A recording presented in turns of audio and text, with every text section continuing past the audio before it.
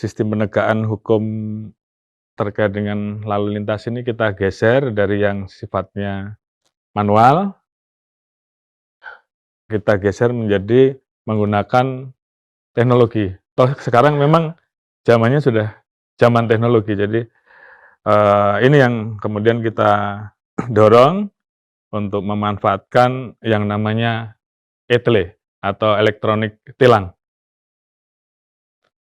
Alhamdulillah dari proses awal sampai dengan sekarang, saat ini kurang lebih 34 Polda sudah bisa, menerapkan ETLE, walaupun belum semua kabupaten dan kota, tapi paling tidak perubahan itu ada dan tentunya, ini juga kemudian harus dipahami bahwa ini adalah bagian dari merubah budaya ataupun merubah kultur yang selama ini mungkin, sudah berjalan berapa tahun saya enggak tahu, apakah puluhan tahun, tapi paling tidak itu yang dirasakan oleh masyarakat. Karena setiap saya melihat, maka di urutan pertama itu pungli.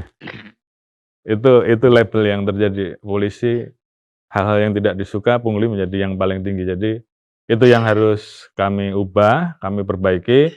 Apalagi dengan adanya peristiwa ini, tentunya kemarin, kita juga mengambil langkah yang keras, tegas, bahwa ada momentum lah.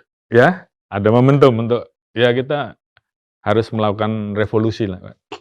Karena memang, itu yang harus kita lakukan untuk segera bisa mengembalikan kepercayaan publik. Dan tadi pagi Bang Karni saya cek langsung ke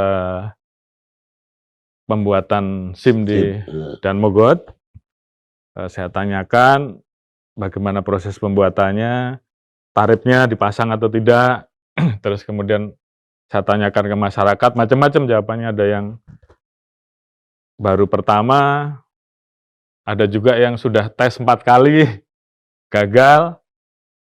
Akhirnya saya lihat tadi kira-kira apa yang harus dievaluasi dan salah satunya saya minta kepada seluruh anggota terhadap ujian teori rata-rata mudah lah, tapi yang di ujian praktek itu banyak yang gagal. Jadi saya minta kalau mereka gagal, kasih kesempatan mereka untuk latihan di situ.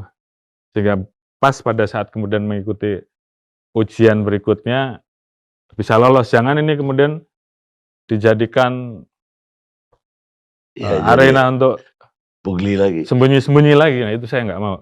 Tadi saya sudah sampaikan ke anggota-anggota hal-hal tersebut dievaluasi, perbaiki, pasang tarifnya supaya masyarakat jelas, dan kemudian juga terkait dengan pemanfaatan teknologi untuk membantu kualitas pelayanan tanpa harus berinteraksi. Ini yang juga kami lakukan ke depan. Perpanjangan SIM online saat ini kan sudah bisa dilaksanakan dengan menggunakan aplikasi Sinar. Di kita namanya aplikasi Sinar.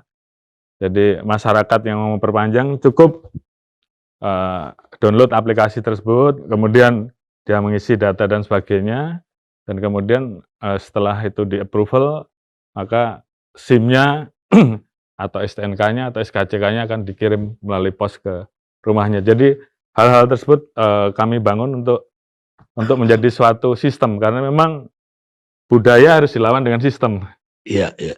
Jadi itu yang saat ini kami bangun, termasuk ke depan untuk pembuatan SIM misalkan, bagaimana kita ke depan memperbaiki dari ujian teori dan praktek ini bisa menggunakan teknologi, ya. Jadi nanti di semua tempat, mungkin di gerai-gerai yang kita siapkan, di mall, di tempat-tempat keramaian, itu semua bisa. Masyarakat cukup melaksanakan tesnya di situ, dan kemudian tinggal melaksanakan di situ. Nanti ada sistemnya, begitu dia lulus bayar ke bank, SIM-nya sudah bisa didapat.